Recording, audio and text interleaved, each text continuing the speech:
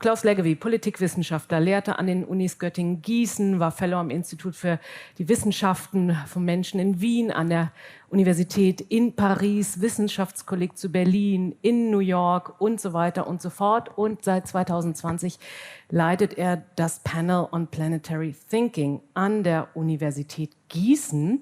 Und Sie beschäftigen sich, Klaus Leggevi, das wissen wir, in Ihren Arbeiten immer wieder mit Demokratiefragen in kulturell pluralistischen Gesellschaften, vor allem im Zeitalter digitaler Informations- und Kommunikationstechnologien. Aber auch die Erinnerungskulturen spielen eine Rolle in Ihren Arbeiten. Und soziokulturelle Auswirkungen des Klimawandels. Ist eine ganze Menge. Und Sie haben sich dann als Grundlage für die Fragen, die Sie beackern wollten oder haben, am Thomas Mann Haus, Thomas Manns Mario und der Zauberer aus dem Jahr 1929 erstmal vorgenommen. Warum gerade diese Lektüre? Ja, da muss ich mit einem Geständnis oder gar mit einem Sakrileg beginnen. Ich bin kein Thomas Mann-Leser gewesen. Das heißt, ich habe einiges von Thomas Mann gelesen, einiges hat mir auch sehr gut gefallen. Zum Beispiel habe ich sehr früh, vielleicht noch auf der Schule, Mario und der Zauberer gelesen. Eine Novelle, die eben 1929 entstanden ist und die gewissermaßen uns vorführt, das Geschehen in Italien in dem Übergang zur faschistischen Diktatur.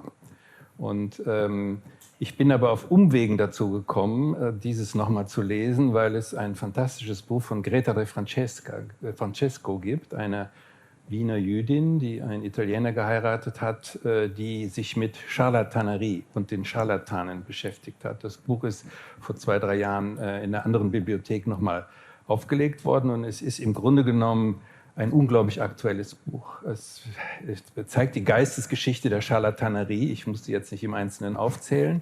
Tolles Thema. Die Zauberer, die Gaukler und so weiter. Eben Figuren wie der Zauberer. Und die Greta de Francesco hat Thomas Mann gebeten, ein bisschen Reklame für ihr Buch zu machen, was sie Ende der 30er Jahre in einem Verlag in Basel herausgebracht hat. Es ist auch sogar in Deutsch, es zirkulierte in Deutschland, bis die Nazis gemerkt haben, dass sie gemeint waren. Und Thomas Mann hat auch ein bisschen was fürs Buch getan, aber nicht so viel. Tragischerweise ist sie im Vernichtungslager umgebracht worden. Und dieses Buch ist neu aufgelegt worden. Volker Breidecker hat das bestens nochmal ediert und kommentiert. Und mir ist eben einfach aufgefallen, wie aktuell die Figur dieses Zauberers ist, der eben einen Mario so weit manipuliert, dass es da zu einem Mord kommt an dem Zauberer. Und für mich ist das ein Parabel auf die Entstehung faschistischer Gesinnungen, vor allen Dingen auch im Blick auf ein Publikum, das solchen Scharlatanen folgt. Und mir ist natürlich, da ich mich schon länger mit Donald Trump und anderen Figuren dieser Art beschäftigt habe, aufgefallen, wie sehr diese Politikertypen hier gewissermaßen vorgedacht worden sind. Ich will das nicht überaktualisieren, aber das war mein Ausgangspunkt. Und ich bin jetzt kein Mann-Experte, schon mal gar nicht. Ich bin auch kein begeisterter Mann-Leser geworden. Aber es hat mich schon sehr beeindruckt. Sagen Sie das nicht so laut? Herr Marx sitzt hier. Ja. Der ist durch und durch. Thomas. Ja, Gott sei Dank. Deswegen gibt es ja auch andere, die das besser können. Und ich will nur sagen, was mich fasziniert hat, ist natürlich sein Einsatz für die Demokratie. Und damit kommen wir auch tatsächlich zu den Themen, die Sie sich dann vorgenommen haben. Und das sind wirklich viele. Ich darf noch mal aufzählen. Also Multikulturalismus, soziale Folgen der Pandemie, ökologische Probleme der Metropole LA. Was haben diese Fragen miteinander zu tun? Ja, die hängen alle miteinander zusammen, weil ja alles immer mit allem zusammenhängt. Mich hat insbesondere interessiert, wie in diesen Zeiten man eine demokratische Kultur eigentlich retten kann gegen die Scharlatane der heutigen Zeit. Und das beschäftigt mich in Europa und das beschäftigt mich auch dort. Und die Idee ist die jetzt nicht der Reparation, sondern die der Reparatur. Das heißt, man kann nicht nur die demokratische Regression sozusagen immer wieder konstatieren, das theoretisch ableiten, sondern ich habe meinen Job als Politikwissenschaftler immer so verstanden, dass man sich dafür einsetzt, dass sich die Demokratie demokratisiert, dass sie sich modernisiert, dass sie neue Impulse bekommt, insbesondere durch eine neuartige Form von Partizipation in sogenannten Bürger- oder Zukunftsräten. Das ist ein großer Bogen, den Sie da spannen, und reparieren ist natürlich ein gutes Stichwort, zumal in solch gespaltenen Gesellschaften, wie wir sie tatsächlich in den USA haben. Da kommt die Sentimentalität sicherlich auch nochmal, die Kultur der Sentimentalität Mentalität spielt in diesem Zusammenhang auch eine ganz große Rolle. Aber haben Sie denn das Gefühl, all diese partizipatorischen Ansätze, die ja ausprobiert werden, vielleicht auch in einem progressiven Staat wie Kalifornien, ich glaube, dass der auch noch mal eine Ausnahme abbildet in den USA, fruchten die tatsächlich auch, diese Ansätze? Lokal immer.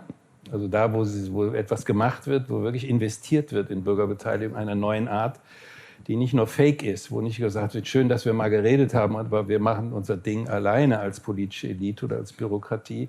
Da funktioniert das auch in Deutschland, aber meine Antwort wäre vor 10 Jahren optimistischer gewesen als jetzt. Ich sehe halt, wo immer wir Experimente gestartet haben mit Bürgerräten, mit Zukunftsräten, dass die versanden, dass also der Rückschluss auf die Exekutive oder eine Verwaltung meistens nicht eingebaut ist, dass diese Bürgerräte völlig unterausgestattet sind, dass sie Eintagsfliegen sind.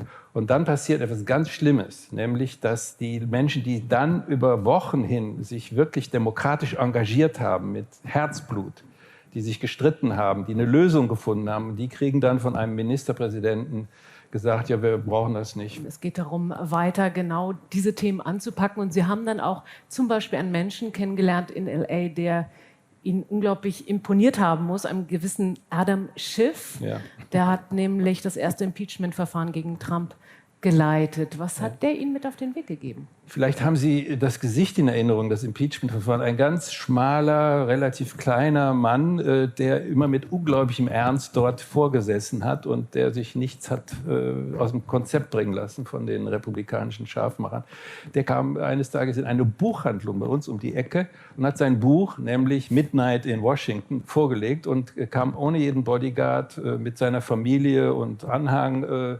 Wir saßen im Freien, es war ja immer schönes Wetter, und er hat aus seinem Buch vorgetragen. Und dann kam die entscheidende Frage, was ist eigentlich der Unterschied zwischen Ihrem Kampf als linker nicht, linksliberaler Demokrat und den rechten Republikanern?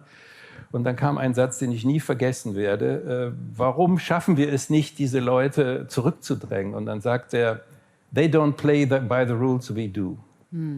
Wir spielen nach den Regeln und die nicht. Aber er möchte nach den Regeln spielen. Wenn Sie das Impeachment-Verfahren nehmen und auch was heute die Demokraten im Haus probieren, das ist wirklich reguläre Demokratie, bewundernswert.